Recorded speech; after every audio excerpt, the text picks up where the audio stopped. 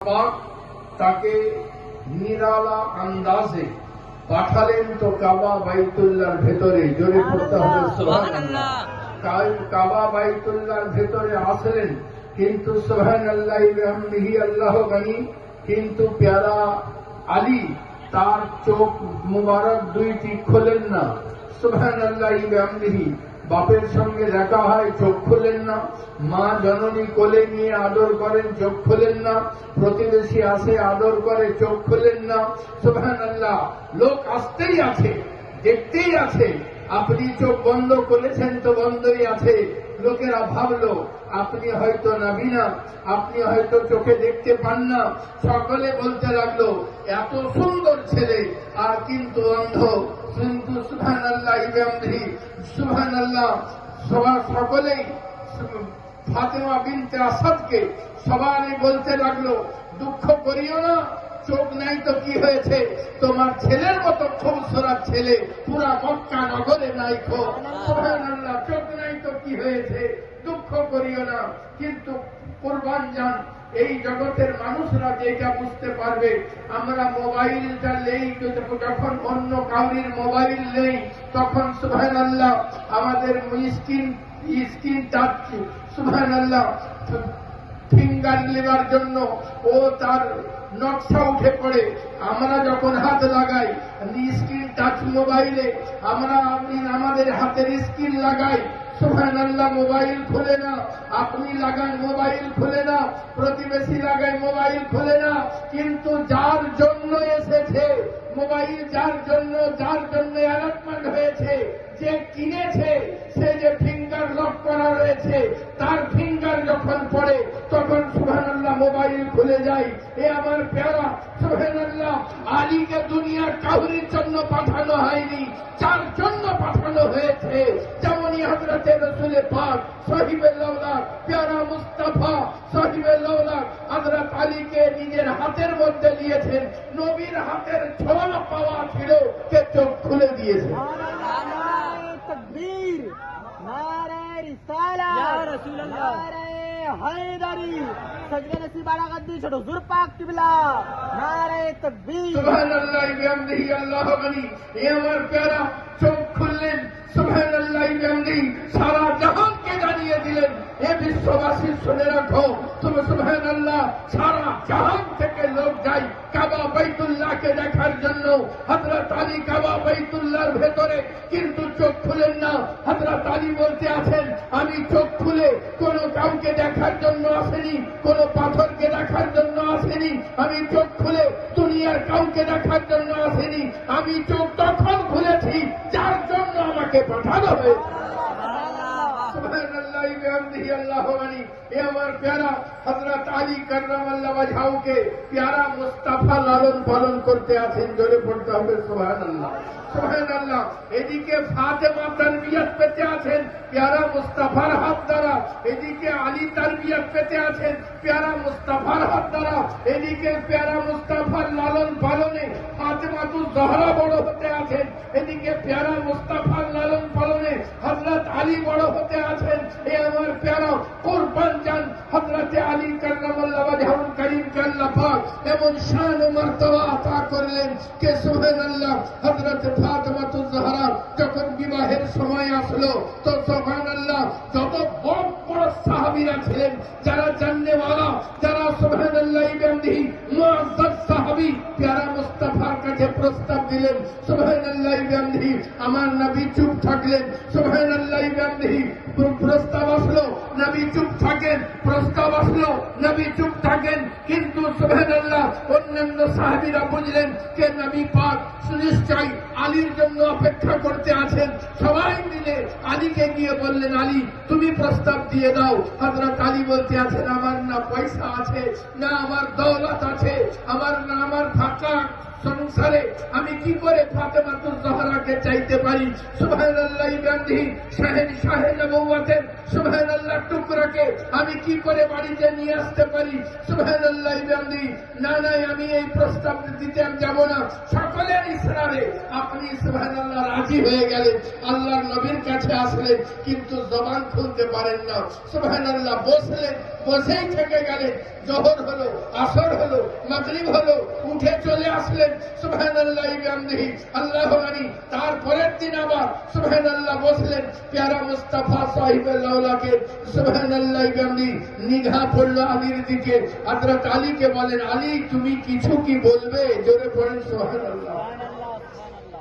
হযরত আলী ভালো করে জানেন যে প্যারা মুস্তাফার নিগাহতে আমার স্ক্যান হয়ে গেছে। আমি যদি চুপ থাকি তাও নবী জানেন, আমি যদি বলি তাও নবী জানেন, আমি যদি না বলি তাও নবী জানেন, কিন্তু আমাকে তো বলতেই হবে। নবী জিজ্ঞাসা করেছেন, আলী তুমি কিছু কি বলবে? হযরত আলী বললেন, প্রস্তাব গ্যারান্টেড হয়ে গেল। সুবহানাল্লাহ।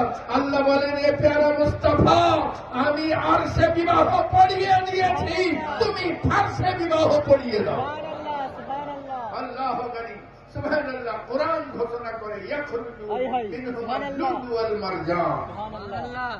দুই বাহারে সমন্বয়ে আল্লাহ পাক সুবহানাল্লাহ লুলু মুগা মারজান তৈরি করেন। জোরে পড়তে হবে সুবহানাল্লাহ।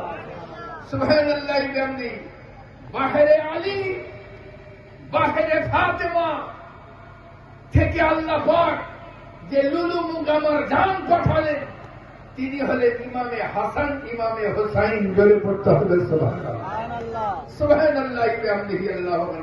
এদের ভালোবাসার জন্য আল্লাহর নবী বলতে আছেন, অমান মাতা আলা হুব্বি আলী মুহাম্মাদিন সাল্লাল্লাহু আলাইহি ওয়াসাল্লাম মাতা মুমিনান। জোরে পড়তে হবে সুবহানাল্লাহ। আর একটু জোরে পড়তে হবে সুবহানাল্লাহ। সুবহানাল্লাহ গান্ধী যারা আহলে বায়তকে ভালোবাসলো, ওই ভালোবাসা নিয়ে কবরে গেল, মাতা মুমিনান, ও মুমিন মরেছে। জোরে পড়তে হবে সুবহানাল্লাহ। আল্লাহ রাসূল সাল্লাল্লাহু আলাইহি ওয়াসাল্লাম বলেন, অমান মাতা আলা বুগযি আলী মুহাম্মাদিন সাল্লাল্লাহু আলাইহি ওয়াসাল্লাম মাতা কাফিরুন। আর যে আলে রাসূলের বুগয নিয়ে কবরে গেল সুবহানাল্লাহ, মাতা কাফিরুন, ও কাফের মরেছে। আল্লাহ পানাহ। সুবহানাল্লাহ গান্ধী আলে রাসূলের মোহাব্বত যাদের সিনাতে চলে এসেছে আল্লাহ পাক তাদের জিন্দেগিকে নিরালা বানিয়ে দিয়েছে। সুবহানাল্লাহ গান্ধী আল্লাহ মানি। হযরতে জুনাইদ বাগদাদী রহমাতুল্লাহ আলাইহি আলে রাসূলকে ভালোবাসলেন, সিনাতে লাগালেন। সুবহানাল্লাহ গান্ধী হযরতে জুনাইদ বাগদাদী রহমাতুল্লাহ আলাইহি নিজের জবানে বলতে আছেন, আমি বাদশার কাছে থাকাকালীন বহু বাদশার দিদার করেছি, কিন্তু সুবহানাল্লাহ ওই বাচ্চাকে, ওই সাইয়েদ দাদাকে সিনায় লাগানোর পরে আমি দোজাহানের বাদশাকে স্বপ্নে দেখেছি। স্বপ্নে নবী বলতে আছেন, এ জুনাইদ তুমি আমার সম্মানার্থে, আমার বংশের সম্মানার্থে, আমার ইজ্জতের জন্য, আমার বংশের সম্মানার্থে তোমার নিজের সম্মানকে গুড়িয়ে দিয়েছ। আমি মদিনায় থাকতে পারিনি, আমি বেলায়েতের তাজ নিয়ে এসেছি, তোমাকে সাইয়েদুল তায়েফা বানিয়ে দিতে। সুবহানাল্লাহ বিহামদিহি আল্লাহু আকবার। এই আমার প্রিয় যারাই সাইয়েদকে ভালোবেসেছে আল্লাহ তাদেরকে বলি বানিয়ে দিয়েছে। সুবহানাল্লাহ। সারা জাহান তাদের নামের জিকির করে। আহমদ রাজা খান আপনি শুধু আলে রাসূলকে ঘাড়ে তোলান নাই, আপনি নিজের পাগড়িটাকেও পিছিয়ে দিয়েছেন হাঁটবার জন্য। জোরে পড়তে হবে সুবহানাল্লাহ। সুবহানাল্লাহ। আজ সারা জাহানের মুখে আহমদ রাজা খানের নাম রয়েছে। যারাই সাইয়েদদের ইজ্জত করেছে আল্লাহ তাদের ইজ্জতকে বাড়িয়ে দিয়েছে, আল্লাহ তাদের সম্মানকে বাড়িয়ে দিয়েছে। এ আমার প্যারা হযরতে আবু বকর সিদ্দিক রাদিয়াল্লাহু তাআলা আনহু अपनी ইমামে হাসানকে, ইমামে হুসাইনকে একসঙ্গে কোলে নিয়ে উঠতে যাচ্ছেন, উঠতে পারেন না। আগে তুলেছেন, এখন বয়স হয়েছে, এখন ইমামে হাসানেরও বয়স হয়েছে, ইমামে হুসাইনেরও বয়স হয়েছে। সুবহানাল্লাহ, উঠাতে যাচ্ছেন, উঠাতে পারেন না, আপনি আবার তুলতে যাচ্ছেন, সুবহানাল্লাহ, উঠতে পারেন না। হযরতে আলী বলতে আছেন, ছেড়ে দেন, বাচ্চাদেরকে ছেড়ে দেন, যখন আপনি উঠাতে পারেন না তখন ছেড়ে দেন। হযরতে আবু বকর সিদ্দিক রাদিয়াল্লাহু তাআলা আনহুর ইশকে কথাটা এটকে গেল, জোরে পড়তে হবে সুবহানাল্লাহ। হযরত আলী কে আবু বকর सिद्दीक बोलते आছেন, ए अली तुम क्या कह रहे हो, ये हसन है, ये हुसैन है, मैं कैसे छोड़ सकता हूं, ये हसन है। हजरत अली ने फरमाया, मैं जानता हूं कि ये हसन है, ये हुसैन है, मैं इसलिए तो कह रहा हूं कि इन्हें उठा नहीं सकते हैं, छोड़ दीजिए, छोड़ दीजिए। हजरत अबू बकर सिद्दीक ने फरमाया, अली जानते हुए क्यों कहते हो, अरे ये हसन है, ये हुसैन है, जिसने इनका दामन छोड़ दिया दामने मुस्तफा छूट गया।